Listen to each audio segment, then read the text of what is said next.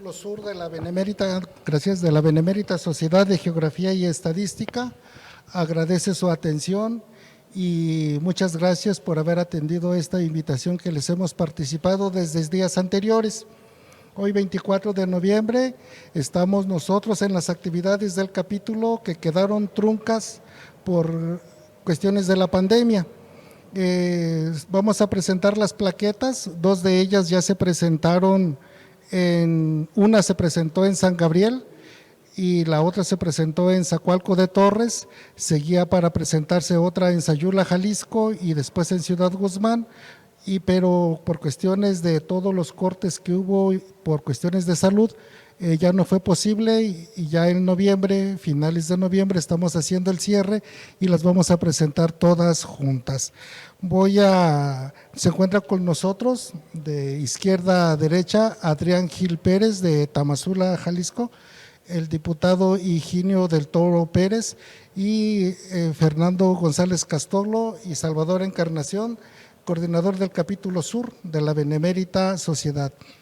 Voy a ceder la palabra al diputado Higinio del Toro Pérez. Él es fundador y director del periódico El Juglar en Ciudad Guzmán.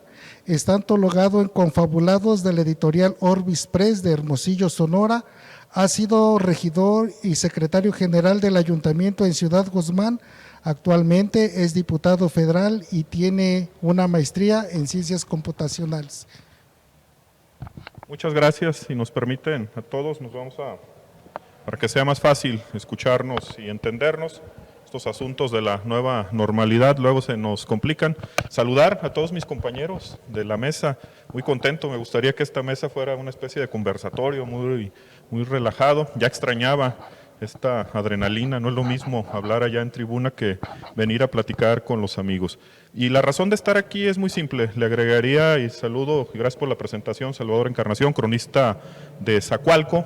Le quisiera agregar algo, más allá de la parte esta que estuvimos, de algún paso por un medio informativo, lo que seguimos, y bajo el mismo nombre, seguimos trabajando en una editorial pequeña, pueblerina, editorial El Juglar, con la que con el arquitecto, con Adrián, contigo mismo, hemos publicado, yo creo, no tengo el recuento, pero por lo menos yo creo que ya 1 millar de títulos aquí en la región, y que lo que nos ocupa es eso hoy, más allá del paso fugaz que tenemos ahorita como funcionarios públicos, como diputado federal, pues siempre hemos estado ligados a los temas culturales, a los temas históricos de la ciudad, y recibí una invitación del arquitecto Castolo a través de la Sociedad Benemérita de Geografía e Historia de Jalisco para hacer una serie de plaquettes, unos pequeños libros, por eso se llaman plaquettes, es un término francés, de una pequeña colección que tituló el arquitecto Colección Miligramo, en clara alusión al cuento de nuestro coterráneo Juan José Arriola, y que tienen que ver con temas muy diversos. Me atreví a participar porque nuestra representación es distrital, no solamente en Zapotlán,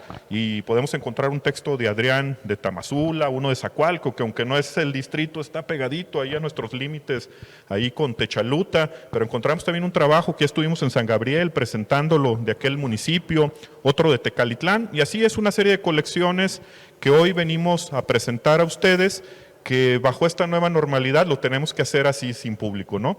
Y yo creo que si Arriola viviera, le podría agregar un pequeño capítulo ahí en la feria. Me acordarán ustedes de aquel poeta, vamos a poniéndole nombres, sayulense, por cierto, que presenta su libro ahí en la feria y que creo que era demasiado aburrido y alguien apaga la luz intencionalmente y que cuando la prenden se da cuenta que estaba solo hablando, ¿no? Me siento igual, ¿no? Hoy sin público, de por sí diario hacíamos una broma con el arquitecto, que cada vez éramos más pocos aquí en Zapotlán, cuando hacíamos una presentación éramos los mismos y lamentablemente cada vez van falleciendo más gente de ese gremio, y que hoy esta nueva normalidad nos hace replantear de cómo deberían de ser estas presentaciones. Es una presentación electrónica y sin más yo quiero hablar particularmente de un libro que me gustó mucho leer. Es esta plaqueta de Fernando Castolo, cronista de la ciudad, que tiene que ver con la presencia masónica en Ciudad Guzmán, lo circunscribe él de 1910 a 1940. Yo quiero empezar por analizar el título, porque siempre cuando venimos a platicar, pues hay que hacer como una definición de principios. Y la historia del nombre de Zapotlán y de Ciudad Guzmán es una lucha histórica entre conservadores y liberales. Y hoy me sorprende que mi amigo, el arquitecto Fernando Castolo, que en sus casi 600 libros publicados siempre se refiere a Zapotlán y no a Ciudad Guzmán. ¿Por qué seguramente eligió hablar de Ciudad Guzmán? Pues porque estamos hablando de la masonería, y aunque no es exacto lo que voy a decir, sí está muy ligado el tema del conservadurismo a la Iglesia Católica y a todas las corrientes afines, y la del liberalismo con la masonería. Aunque no es exactamente igual, lo quiero aclarar, pero sí hay, y de eso se trata de explicárnoslo el arquitecto. Hace un resumen muy puntual, para que nos ubiquemos. Es la época de la Revolución, la época de la suspensión de cultos católicos, la famosa Guerra Cristera, y los primeros años de la democracia de este país en el siglo pasado, post-revolución. Es un periodo de 30, 40 años de análisis de hechos históricos que estaban sucediendo aquí en Zapotlán, pero relacionados necesariamente con la masonería. ¿Y por qué quiero hablar particularmente de este tema? Porque creo que como nunca hay cierta vigencia en lo que está sucediendo en el país. Y lo digo, venimos a hablar de libros, dije ya que extrañé este asunto, pero no nos podemos extraer a lo que está sucediendo en el país, y lo que está sucediendo, o sucedió hace unos días en la primera potencia mundial de este país, y que pareciera que los líderes actuales de los países están interesados en dividir a los países, y hoy particularmente aquí en nuestro país, pues se habla todas las mañanas con el presidente de la República entre cosas que hacen los liberales y los conservadores, y pareciera que se sataniza, bajo su creencia y su ideario político, a los conservadores. Él se define como un liberal, y que habría que remitirnos a la historia para entender perfectamente lo que significa ser liberal, y en algunos aspectos masón, y lo que significa ser conservador. Él le atañe a la derecha política todo lo que tiene que ver precisamente con el conservadurismo, y a todo lo progresista, lo que tiene que ver precisamente con los liberales. Pero de suyo, al igual que en el libro, y quiero aterrizar ahorita en el libro, encuentro serias incongruencias ideológicas, no solo en la presidencia de la República, lo que ha sucedido aquí en Zapotlán, porque hoy estuvieron preocupados hace unas semanas con lo que sucedía en la elección de Estados Unidos, el propio presidente de la República, todos los secretarios del país, interesados en que el que ganara, o al menos abiertamente decían que lo que mejor le convenía a este país era que ganara Trump, cuando abiertamente y públicamente es un conservador de la derecha de Estados Unidos, y veíamos a los liberales de aquí hablando a favor de ese Trump. Eso tiene mucho que ver con Zapotlán, y todavía es peor en los tiempos actuales. En la política, en la cultura y en la historia, creo que no ha existido una definición ideológica. Existía hace un siglo, y todavía voy a citar aquí algunas incongruencias, pero en la actualidad ya no existen las definiciones ideológicas. Y lo vemos en política, porque luego una persona brinca de un partido a otro sin el mayor rubor de que pueden ser hasta ideológicamente contrarios a lo que habían defendido en alguna ocasión, y hoy en ámbitos de seguir creciendo, pues no sucede nada, ¿no? Pero también sucede con los grandes líderes del país, que hoy hablan, creo que sin fundamento completo y sin una definición ideológica apegada a la realidad, siendo congruentes, pero también consecuentes con esto que definen, y ya no hablan efectivamente de la parte medular que significa ser liberal y conservador. Y lo traigo a colación porque este asunto, en el libro que explica muy bien el arquitecto Fernando Castolo, pues hace más que una historia guiada, es una cronología de hechos aislados, le podría llamar yo, en donde hay claras referencias a la masonería aquí en Zapotlán, pero ligadas necesariamente con el ejercicio del poder y la política, ¿no? Y yo encuentro incongruencias que, si bien he dicho que si algún tiempo de la historia en el país había fuertes definiciones ideológicas, no son ahora, fue en el pasado, en el siglo XIX, con la guerra de reforma y con los propios lucha que existe aquí en Zapotlán entre liberales y conservadores. También encontramos serias incongruencias ideológicas, y me quiero referir a tres en particular después de leer el libro. Todos hemos transitado aquí en Zapotlán, los que somos de aquí, un callejón que está a un costado del Sagrario, la parroquia, bueno, no es la más antigua, pero sí donde se fundaron algunas cosas del culto católico aquí en Zapotlán, histórica porque alguna vez sepultó a miles de personas en un temblor. Por el costado, digamos, norte, donde están unos arcos que sirven para detener a la propia construcción, hay por ahí una pequeña fuente y una escultura que de niño siempre veíamos, que después me doy cuenta que era la misma que estaba en el atrio del Sagrario, y tiene que ver con un párroco, Félix Montes de Oca, que abiertamente en el libro nos dice el arquitecto pues, que era abiertamente masón, y entonces ya no entendemos si conservadores es derecha, clero, etcétera, y masones es izquierda, liberales. Y como esos hay varios ejemplos. Aquí hay, no quiero citar nombres, hay muchas familias todavía conocidas en este libro que se mencionan, pero mayordomos del pueblo aquí de Zapotlán, que por años repitieron en el mayor culto que tiene la ciudad, que es ser mayordomo de la ciudad, y que abiertamente eran fundadores masones de grupos culturales y de logias masónicas aquí en la ciudad. Entonces, bueno, esto contradice un poco el argumento del que hablaba yo, en el sentido de que sí existía en siglos pasados una cierta definición ideológica, ¿no? Y la mayor sorpresa que me llevo aquí es la llegada de Pancho Villa. Todos ubicábamos la llegada de Pancho Villa aquí a Zapotlán. Hay historias que tienen que ver con esto que hablaba yo de una imprenta que traía y varias cosas que hizo, pero cómo lo acoge la comunidad católica aquí de la ciudad y le llaman el salvador de la santa religión.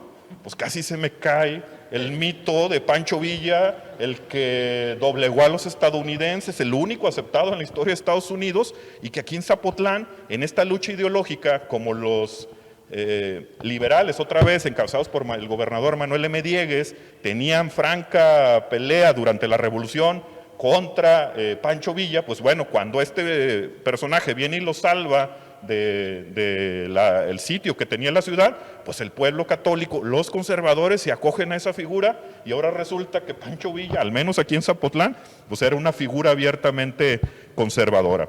Y quiero terminar aterrizando un poco el tema del libro, ¿no? Quería hacer como una definición ideológica de esto que sucede y que de suyo es interesante. Cada vez que tengo una oportunidad de un libro, lo digo sobre todo para la gente que nos ve y nos escucha, pues la idea es cómo motivar a que puedan leer este libro. Es un libro muy pequeño, 40 páginas, la gente que es de Zapotlán lo debe disfrutar. Ahora entiendes, está aparte de estar lleno de narraciones históricas muy puntuales sobre hechos anecdóticos e históricos, pasamos todos los días por calles que llevan nombres y que se definen aquí cuál fue la idea finalmente de por qué llevaron ese nombre, y de repente siempre la gente se ha preguntado de Federico del Toro, y que de repente parecía un personaje, lo digo respetuosamente, lo dicen las actas del ayuntamiento, no tan bien visto en asuntos gubernamentales cuando le tocó ser presidente, pero después de lo que sucedió aquí entendemos por qué hay una calle que se llama Federico del Toro, y hubo otros intentos antes de ponerle este mismo nombre a otras calles de la ciudad. La propia calle Lázaro Cárdenas, que todo el mundo transitamos, que antes fue Juan N. González, y antes de La Montaña, bueno, pues entiendes que Juan N. González, aquí en Zapotlán, fue el fundador de los Caballeros de Colón, una organización que surgió de contrapeso a la logia masónica que se desarrollaba aquí en Zapotlán. Y en ese sentido, pues a los que nos gusta saber por dónde transitamos, por qué se llama una plaza así, por qué se llama un parque, pues está lleno de definiciones muy importantes. Sobre la masonería particular, yo me quiero atener, ustedes que son historiadores, a un principio básico de don Luis González y González, el autor de Pueblo en Vilo, que es la microhistoria de San José de Gracia, Michoacán, y que él hablaba de la microhistoria, que para los que nos escuchan no es más que otra cosa que definir un acontecimiento histórico a partir de lo que tú viviste o lo que tú viste. Como siempre he dicho, pues yo la masonería la vi de lejos. En Zapotlán era un tema vedado, a diferencia del conservadurismo y de la Iglesia Católica, que tenían expresiones abiertamente en la calle, expresiones religiosas, manifestaciones de la creencia que ellos tenían. El tema de la masonería y de la logia masónica siempre en Zapotlán se mantuvo oculto. Era una idea un tanto vedada, un tanto forzada de aventurarse quién era masón y no, abiertamente no se sabía, y de repente se decía, es que debe ser masón él, aunque algunos lo hacían público. Y hoy en este edificio que estamos, bueno, pues aquí tenemos la mayor presencia que hubo, siempre se supo y se sigue conservando una parte de este edificio, el Centro Cultural Clemente Orozco, por la calle Gordoa. Todavía hay una parte de este edificio que no se ocupa porque siempre se ha sabido que ahí era la sede de la logia masónica, y de lo que pude saber es que eran personajes muy ligados a la cultura, muy ligados a la ciencia, y que verdaderamente lo que estudiaban y lo que hacían en público tenía repercusiones directas en la sociedad. Y era una logia, y en ese sentido los vínculos que se establecían entre ellos eran muy fuertes. Y decía lo de la historia, de la microhistoria, porque mi familia tuvo, así como de espectador desde lejos, un acercamiento con la logia masónica. El caso particular de mi madre, es médico, egresado de la Universidad de Guadalajara en los 60s, y que me gusta decir, debo de confirmarlo, quiero yo pensar que es junto con un personaje de Sayula, por cierto, hija, hoy me lo confirmó, hija de otro historiador, de don Figueroa Torres, de don Jesús Figueroa Torres. Ella fue su compañera. Y hoy que se habla tanto de los derechos de la mujer, luego se nos olvida que a la mitad del siglo pasado, justo en la década de los 60s, pues las mujeres tenían apenas unos pocos años de poder ejercer el voto, y poder estudiar en una universidad era algo no complicado, era imposible. Y más si venías de un municipio del interior del estado. Mi mamá quiso ser médico. Había un personaje que se describe en este libro, don Leodegario Turcio Flores, maestro de la preparatoria y de la secundaria Benito Juárez, que dice mi mamá que tenía un hablar pausado, lento, y que decía: señorita, ¿qué quiere estudiar usted? Le platicó su intención de querer estudiar medicina, y le decía: ¿sí sabe usted que prácticamente va contracorriente? Sí, sí sabe. ¿Tiene la verdadera vocación? Sí, don Leodegario, quiero estudiar medicina. Y siempre he dicho que mi madre es médico por una carta cuyo contenido no sabemos. Le escribió unas cuantas notas. Era abiertamente el masón, él sí era de los que abiertamente todo mundo sabía. Le escribió una carta, le dijo: por favor entréguelo en rectoría de la Universidad de Guadalajara, con cierto personaje. Mi mamá se inscribió, hizo sus exámenes, entregó esa carta. Dice: si me preguntas con quién, no sé, solo me guié por el nombre que decía ahí. Y la gran sorpresa es que semanas después le hablan y le dicen que formalmente fue admitida en la Universidad de Guadalajara. En aquel tiempo, de casi 300 médicos que fueron aceptados o aspirantes en aquel tiempo, eran no menos, dice mi mamá, que no menos de 10, 15 mujeres, y solo del interior del estado, porque eso era muy importante, solo esas 3 personas que llevaron una carta de recomendación de ese maestro que les permitió. Ella siempre ha dicho, aunque era un tema velado, que nunca supimos a quién se lo llevó. Lo traigo a colación porque era muy parecido a lo que sucedía con la presencia masónica aquí en Zapotlán. Algunos se aventuraban a decir quiénes eran, otros abiertamente lo exhibían, pero que quedaba claro de un poder intelectual, de organización, de alguna manera entre todos se apoyaban. Ahí está el mayor ejemplo, y que hoy mi madre siempre ha dicho que es médico gracias a una carta que le extendió un maestro masón, don Leodegario Turcio Flores, y que cuyo contenido nunca supo, ¿no?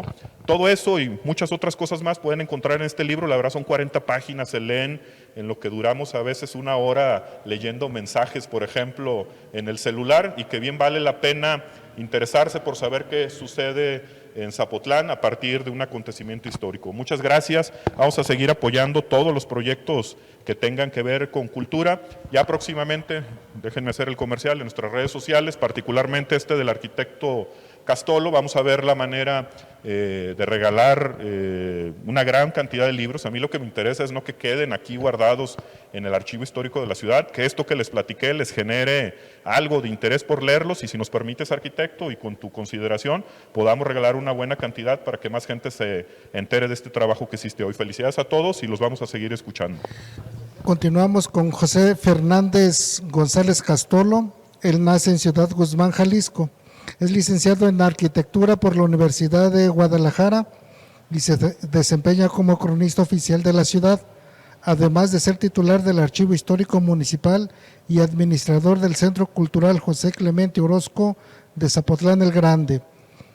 Participó en el taller de literatura de Fernando de León, Principal obra publicada, El último instante, Oleajes de la memoria, Cúrame el alma, Leyendas y relatos de Zapotlán, Elegía de la desesperanza. Fernando. Etcétera, etcétera, etcétera. Mejor le paramos ahí. Bien, agradecerte, diputado, muchas gracias, y a mis compañeros también. Realmente cuando uno tiene en las venas la pasión sobre la investigación de temas que conciernen justamente esta porción geográfica de Jalisco, como es el sur, yo creo que así como el sur, todas las regiones que componen este gran mosaico cultural de Jalisco, realmente tenemos muchas riquezas que aportar, y esos elementos que vienen aquí disimulados en estos pequeños libros, plaquetas de la colección Miligramo, patentizan justamente parte de esta riqueza que poseemos aquí en la región sur de Jalisco. En el caso pues de Ciudad Guzmán, que ciertamente el tema de los masones ha sido una situación, digamos, que se ha tocado con pincitas, porque como decía Juan José Arriola, Zapotlán es un pueblo de mochos. Aquí todo el mundo somos muy persinaditos y de alguna manera todo eso nos asusta. Nos asusta saber que hay personas que de alguna manera no coinciden ideológicamente con nosotros y que obviamente por lo mismo no son tan perceptibles dentro de nuestro medio social. Aún así, es un tema que a mí me apasionaba poderlo desarrollar. Inicialmente el documento se llamaba Masón por la gracia de Dios, refiriéndome justamente a este personaje que fundó la masonería aquí en Zapotlán, que fue muchos años quien encabezó la masonería y que además fue mayordomo a las principales fiestas religiosas de aquí de Zapotlán y Grande, como lo fue don Fortino Briceño de Los Ángeles. Y paseando nuevamente por Zapotlán y Grande o Ciudad Guzmán, también nos presenta aquí dentro de esta colección Miligramo el maestro Adrián Gil Pérez, que es cronista de Tamazula de Gordiano y compañero también de nuestra Benemérita Sociedad en su capítulo sur. Nos presenta también un tema que es interesante, que es obviamente sobre las pastorelas. Las pastorelas, varios investigadores coinciden que estas nacen justamente en el Zapotlán el de Jalisco, el Zapotlán de la Nueva Galicia, y entre otros investigadores como Robert Ricard, que escribió un libro que se llama La conquista espiritual de México, lo menciona que cuando Fray Juan de Padilla, que fue el fundador espiritual de estas tierras, se da cuenta que llega el primer virrey a la Nueva España, y este era muy su amigo, que era don Antonio de Mendoza. Se va con él inmediatamente a la Ciudad de México, lo visita y le solicita una serie de apoyos. Entre otros, pues el primer virrey le manda a un maestro de música que se llamó don Juan Montes, un español. Y yo creo que por eso aquí en el sur de Jalisco se han realizado manifestaciones musicales muy álgidas, como es el mariachi, como es los sones, como es toda esta, digamos, diversidad musical, que es toda una tradición aquí en el sur de Jalisco, llegando hasta Tierra Caliente con las famosas balonas. Qué buenas divertidas nos dábamos con las balonas. Bien, y entonces comentan esos investigadores que cuando llegan los jesuitas por el año de 1572 a estas tierras para coadyuvar justamente en la tarea de evangelizar aquí en México, llevar esa conquista evangelizadora, comentan ellos que fueron los jesuitas los que introdujeron este teatro edificante que ya existía en Europa, pero que aquí viendo justamente la naturaleza de nuestros indígenas, que eran festivos de corazón, vieron ellos que era un elemento factible de aplicar para de esa manera poder realizar a través del teatro edificante la evangelización y el catecumenado de estos indígenas. Entonces, Adrián Gil Pérez lo que hace es un rescate muy interesante de 51 coloquios, de los cuales nos habla muy brevemente dentro de esta plaqueta que se llama Las Pastorelas de Zapotlán y Grande. Y estas pastorelas abarcan más o menos un periodo de 1822 a 1974. Discúlpeme tantito, pero lo voy a regresar a la masonería. A ver, cuando leí la plaqueta, los que somos del sur de Jalisco y conocemos Ciudad Guzmán, vemos que tiene el nombre de calles. Viene mi pregunta. Los caballeros de Colón y todos ellos estaban con los mayorazgos de señor San José en las fiestas. Y los liberales estaban en la presidencia municipal y se repartieron las calles. ¿Quién va ganando? Yo creo que hasta la fecha van ganando los liberales, porque de alguna manera la situación de liberales aquí en Zapotlán y Grande, y yo pienso que toda la República Mexicana, nos permite tener nombres como calle Hidalgo, calle Morelos, calles de muchos de esos próceres de la nación. Los nacidos en Zapotlán también aquí hay, por ejemplo, yo tengo una hipótesis que esta calle que está del lado contiguo de ese centro cultural que se llama Marcos Gordoa, yo pienso que es el nombre velado de Gordiano Guzmán, porque yo he buscado intensamente relación sobre Marcos Gordoa y no hay nada. A mí me parece que es un nombre velado de este gran prócer de la insurgencia aquí en el sur de Jalisco. Y en el caso, afortunadamente, de las nuevas nomenclaturas que se están realizando en los nuevos emplazamientos urbanos de la ciudad, hay un departamento donde continuamente me piden a mi auxilio para que yo facilite nombres de personajes locales que de alguna manera realizaron una tarea trascendente en beneficio de la población y de la colectividad. Entonces, cuando menos lo que es el casco antiguo, hay una prevalencia muy interesante de nombres sobre episodios, personajes liberales. No en muchos de ellos tenemos nombres de nuestra localidad, pero por ejemplo ahí tenemos Refugio Barrera de Toscano, Esteban Cibrián, así es, Lodergario también tiene su calle. Entonces, afortunadamente, repito, ha habido ese rescate muy interesante que pienso yo que justamente este equilibrio que finalmente tenemos de que somos Ciudad Guzmán, municipio de Zapotlán y Grande, Jalisco, nos permite justamente esta visión de diversidad, de poder darle también su lugar a aquellos personajes que también siendo de una intencionalidad liberal, dieron también una oportunidad de crecimiento a esta comunidad, desde académicos, desde el ambiente artístico, del ambiente creativo, en fin, de todos esos ambientes que de alguna manera definen la personalidad de nuestros pueblos.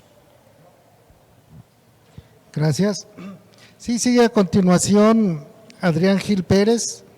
Él es autor de diversos estudios históricos regionales, la Guerra de Independencia en el sur de Jalisco, la Revolución Cristera en el sur de Jalisco, Haciendas y Predios Rústicos de Tamazula, Gordiano Guzmán, Benemérito de Jalisco, Zapotlán Guadalupano, Parteras de Tamazula, Los Hermanos Sáizar, Orgullo de Jalisco y la canción vernácula mexicana, Floregio a Nuestra Señora del Sagrario, Homenaje a Nuestra Señora del Sagrario y Pastorelas de Zapotlán, entre otros títulos.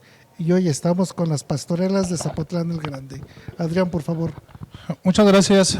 Me da mucho gusto lograr la publicación en miligramo de un tema tan interesante como es este de las pastorelas, gracias al patrocinio del diputado Higinio y por supuesto a ese dinamismo de todos los integrantes del capítulo sur, del cual es nuestro coordinador Salvador Encarnación, y a ese excelente trabajo editorial del arquitecto Fernando González Castolo. Cuando los escuchaba disertar y que hacían alusión a Francisco Villa en Zapotlán, hago memoria del señor Esteban Cibrián, ¿sí?, porque precisamente en las páginas del periódico que publicó aquí en Zapotlán, el periódico Vigía, y en el cual abrevó Juan José Arreola, ahí está ese tema, desglosado ese tema tan interesante que lleva por título precisamente Francisco Villa en Zapotlán. Tengo pues la responsabilidad, pudiéramos decir, de conservar este periódico y pues ahí está esperando don Esteban de alguna manera que también se le haga justicia como integrante de la Benemérita Sociedad de Geografía y Estadística de Jalisco. Mire, le tomo la palabra porque ese texto de Villa en Zapotlán, yo tengo el ejemplar, entonces de hecho ya como era trabajo de ingreso aquí a la Benemérita Sociedad, lo tenemos aquí el capítulo, entonces deben de ser cuando mucho algunas 25 cuartillas, es otra plaqueta y muy interesante porque por andar mirando a Villa lo llevaron a la cárcel y Villa pues no lo entrevistó, sino que al estilo Villa le llamó la atención, ¿no? Entonces, pues se lo hacemos llegar a Fernando. Bueno, pues qué bueno va que en este diálogo surjan cosas interesantes. Precisamente hoy, aprovechando que está en oferta, también tenemos pendiente la publicación de conmemorativa con motivo del cincuentenario de la publicación del libro de la feria, ¿sí? Y recordábamos que hace ¿cuántos años que está concluido el trabajo y no se publica? No, pero las aportaciones que estamos haciendo nosotros. Sí, aproximadamente. Entonces, yo creo que es algo que puede revisar aquí en archivo y es algo que como integrantes del capítulo sur le agradecemos de manera anticipada, sabiendo de ese compromiso por la cultura. Es algo realmente muy interesante y regreso a este tema de Juan José Arriola, porque por una parte, él dice haber abrevado en las páginas de Vigía. Por otra, en el libro 100 años del seminario en Zapotlán, escrito y publicado por Esteban Cibrián, también hace una relación de personajes que efectivamente están rescatados en ese trabajo tan interesante realizado por el arquitecto Fernando Castolo. Entonces, esto es algo que definitivamente pues, tiene complemento. Si vamos de nuevo a las páginas de la feria, Juan José Arriola hace alusión a las pastorelas, ¿sí? Entonces, sin más preámbulo, voy a leer el tema que desglosé en relación precisamente a este asunto de las pastorelas. En Ciudad Guzmán, Jalisco, en 1997, en la revista Imagen del Sur, número 34, fue publicado el artículo de mi autoría, La tradición navideña en Zapotlán. ¿Cuántos años posteriormente usted hizo rescate de esto en algún estudio? Fue en 2003, ¿verdad? Donde habla sobre la festividad josefina y hace alusión precisamente a este estudio. Me refería a la Navidad como el tiempo de la Cuetlazóchitl, vocablo náhuatl que se traduce al castellano como flor de cuero que se marchita, flor de Pascua o Nochebuena, símbolo universal de la Natividad de Jesucristo.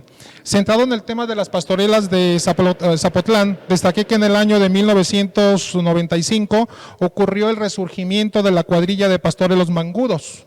El 28 de diciembre de 1996, Isidro García, en presencia de los integrantes de la cuadrilla Los Mangudos y sus capitanes, se dio la imagen del Santo Niño a José de Jesús García Morán, en razón de que aceptó reorganizar esta agrupación para continuar la tradición de escenificar las pastorelas en honor del Niño Jesús, al que hacían alusión como el Verbo humanado. Este rescate que se hace, a mí me parece súper interesante, porque además de rescatar elementos que estaban perdidos en relación a una tradición, también es un gran rescate literario. Por ejemplo, considerando que estamos en noviembre, en el año de 1851, según se especifica en la borrosa portada de la copia correspondiente a 1846, es un drama escrito en 3 actos por Tomás Antonio Ramírez, donde hemos comentado también con el arquitecto Castolo sobre la gran tarea de hacer investigación sobre estos personajes, porque definitivo que él, Antonio Ramírez, es un gran literato al que no se le ha reconocido la gran aportación cultural que realizó. Me permito leer una aportación de este personaje. Flor solitaria y hermosa, que en este asilo sagrado te levantas misteriosa, donde la muerte ha colgado sus armas en esta losa. Dime, flor, si por ventura te hace galana estar, ¿cómo puedes hoy gozar entre la fría sepultura donde se viene a llorar? ¿Cómo puedes, lacrimosa, en este llanto sostenerte? ¿Cómo puedes, silenciosa, en la mansión de la muerte, estar fresca y olorosa? Tenemos un gran literato que es Salvador Encarnación, y él pudiera realizar una valoración respecto a esta aportación tan interesante. Hay algo también algo que llama la atención, y es en relación a esas esquemas de poder entre la gente de razón y los indígenas, porque aquí hay evidencia precisamente de la venta de indígenas para realizar trabajos. Por eso, en la pastorela de 1868, ahí en este documento, dice que se habla, dice, yo vendo uno de estos indios a pura plata al contado, pero han de ser pesos fuertes, de la plata águila, no de silaos, que nunca reciba cobre, porque ya me lo han pagado, con tanta cuartilla falsa que ahora de nuevo han sellado. Con que si es que ustedes gustan, vayámonos conchavando. ¿Sí? 1870. Libertad, independencia, es lo que proclamo, amigo, para vivir más tranquilos, sin ninguna indiferencia, en sensata sociedad. Pobre de ti, libertad, pues los que a ti te proclaman son los primeros que te pisotean. Entonces, se encuentran cosas tan interesantes en esta colección de coloquios, como por ejemplo, el funcionamiento del sistema solar, el funcionamiento de los sistemas orgánicos del cuerpo humano, y con esto llegamos a la conclusión de que efectivamente la pastorela fue una forma de ilustrar, de cristianizar, de motivar ideas en los indígenas de Zapotlán. Y de esos, ¿cuántos son legibles en porcentaje más o menos? Estamos hablando de aproximadamente unos 80 coloquios, 80 libretos. Todos distintos. Todos distintos, donde aquí también tengo que destacar, y por eso es que estaba realizando lectura, sobre la forma en que pude conseguir este material. Realicé investigación sobre tradiciones de Zapotlán y es un libro también pendiente de publicar que lleva por título Zapotlán, Tradición Festiva, porque también se asocia al tema de la danza, de los sonajeros. Estuve entrevistando cuadrillas, etc. Volvemos a la pastorela. Fue así como contacté, ¿sí?, a un jefe de cuadrilla de sonajeros. Y resultó que este jefe de cuadrilla de sonajeros, señor Lagunero, tenía en su casa, ¿sí?, en un cajón, este gran tesoro literario histórico de Zapotlán. Llegué con él porque cuando publiqué el libro Zapotlán Guadalupano, que el arquitecto me hizo favor y usted también de realizar esa publicación hace ya algunos años, cuando esto sucedió, pues precisamente acudo con este señor y le digo, oiga, hace algunos días tuve la oportunidad de observar un ensayo, ellos llaman ensayo, no ensayo, ¿sí?, de coloquio de pastorela dedicado a la Virgen de Guadalupe. Y yo dije, bueno, ¿cómo es esto? Por las fechas litúrgicas de la aparición de la Virgen de Guadalupe, 12 de diciembre, y el nacimiento del Niño Dios, ¿sí? Entonces me dijo, pues no sé si esté guardado en algo que ellos dan la denominación de Belén, ¿sí? Belén, así se llama, a ese cúmulo de tesoro del Niño Dios, de la escultura del Niño Dios, en este caso de Pastores Los Mangudos. Entonces, cuando descubro que estaban humedecidos los documentos, le ofrecí limpiarlos, ¿sí?, fotocopiarlos, y por algunas semanas estuve acudiendo desde Tamazula a Zapotlán, recibiendo y entregando, ¿sí? Y gracias a eso es que logramos conservar esto que, pues, desde mi punto de vista, es algo que debiera ser rescatado, porque pues, es una evidencia que se asocia precisamente a lo que se comentaba aquí en esta mesa al principio. Decimos, bueno, Zapotlán tiene características muy especiales en cuanto a religiosidad popular, sí, pero también tiene personajes liberales muy destacados. Entonces ahí se encuentra una explicación sobre el origen, sobre la forma de pensar y de actuar de la comunidad indígena. Sí, porque fíjate, el padre Ponce, en los viajes del padre Ponce, 1587, sí, más o menos por ahí, Él habla sobre una pastorela o un coloquio a los Reyes Magos. Y según le dijeron los de Tlajomulco, porque era en Tlajomulco, se remontaba a 30 años atrás. Pero si nosotros nos venimos a los coloquios de Zapotlán, esos que encontramos, y vemos las fechas, andamos igual en esas fechas, ¿eh? O sea, haciendo ya el estudio. Y yo me fui fijando que conforme íbamos leyendo ¿cómo se llama? Tu texto, conforme nos íbamos acercando ya, porque hay unos muy nuevos. Pero cuando se toca, por ejemplo, el que leíste de la independencia sobre la libertad, y dices la libertad, ¿para qué? Para unos cuantos, o no sé, dio que ya está presente el hecho histórico que no convenció a todos, ¿eh? Así como la revolución no convenció a todos, también ahí en la pastorela, la independencia, la libertad, nos estamos encontrando elementos donde hubo una decepción, tanto para la independencia como para la revolución. Y yo creo que ahí hay un compromisote, pero grande. Sobre todo el poema que leíste, el de la flor, yo creo que es de los mejores que se han trabajado. Yo desde el momento en que lo leí, de hecho lo traigo aquí en mi cuaderno porque pensaba leerlo, y se encuentra uno maravilloso, pero debe de haber muchísimos, ¿eh? Incluso hacer hasta una antología y publicarla con el lenguaje antiguo y a lo mejor hacer una adecuación, ¿no? Para poderlo tener. Pero de entrada leí que como unos estaban a tinta verde y que también les dio la época al color. Y ir con ellos y pues con todo el dolor del alma decirles, ¿saben qué? Es patrimonio y no solamente de Zapotlán, de todo el occidente de México. Entonces, Adrián, de hecho, bueno, el tiempo lo tenemos encima. Este es un conversatorio como para 2 horas porque todavía nos queda la plaqueta de datos históricos del doctor Enrique.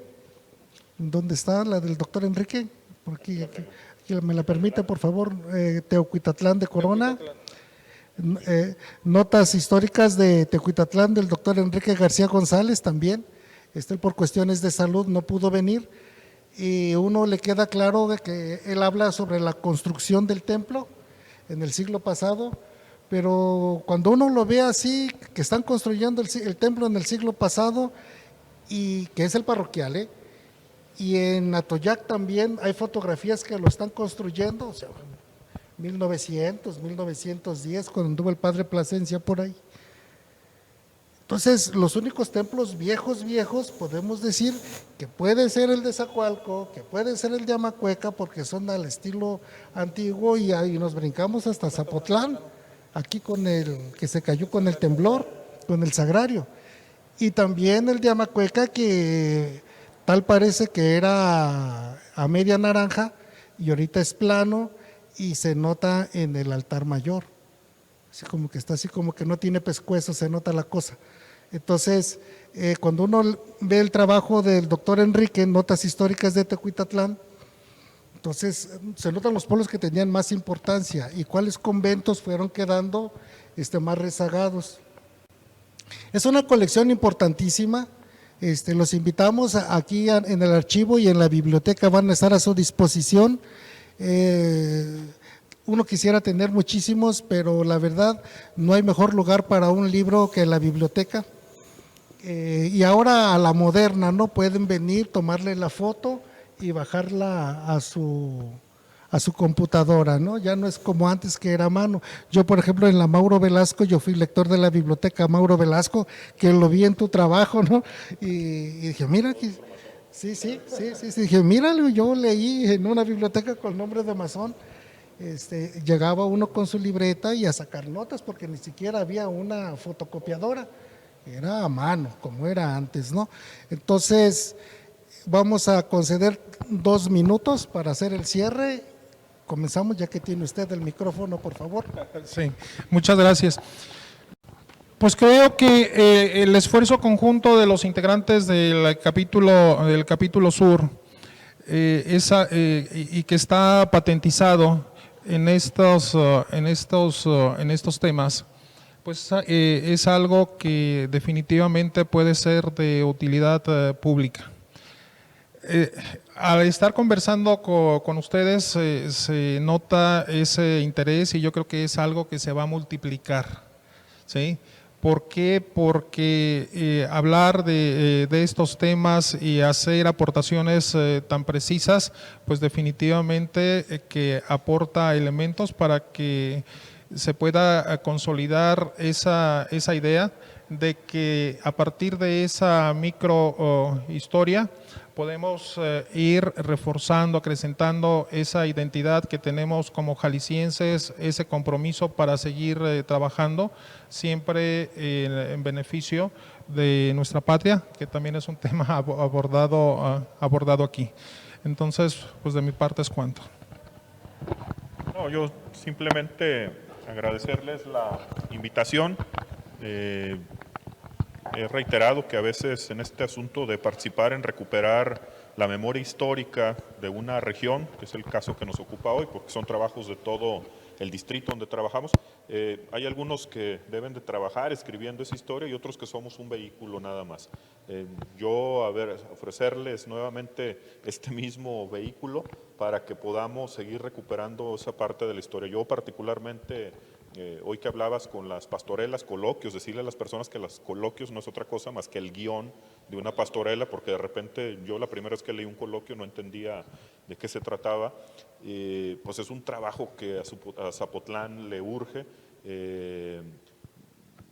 Viene época de pastorelas, pero en la zona donde ahorita trabajo, en toda la zona del centro del país, se representan muchísimas pastorelas y siempre se le da el crédito a Zapotlán como la cuna de las pastorelas. El dramaturgo fallecido hace un tiempo, Miguel Sabido, siempre lo decía. Hay una pastorela muy famosa en Tepozotlán, que he tenido la oportunidad de ver y que ahí se habla claramente. Entonces, algo que es una representación popular nacional que tenga origen aquí, necesitamos hacer algún trabajo por eso. Les hago el ofrecimiento de seguir trabajando en recuperar esa memoria histórica, esa microhistoria de nuestras regiones que finalmente nos dan una identidad común como sur de Jalisco. Gracias nuevamente por la invitación y felicidades por el trabajo a todos. Bien, pues por mi parte reiterar el apoyo, señor diputado. No cabe duda de que cuando hay personajes que tienen un compromiso con su comunidad, se manifiesta abiertamente y no únicamente es al estilo y afloje con este tipo de situaciones.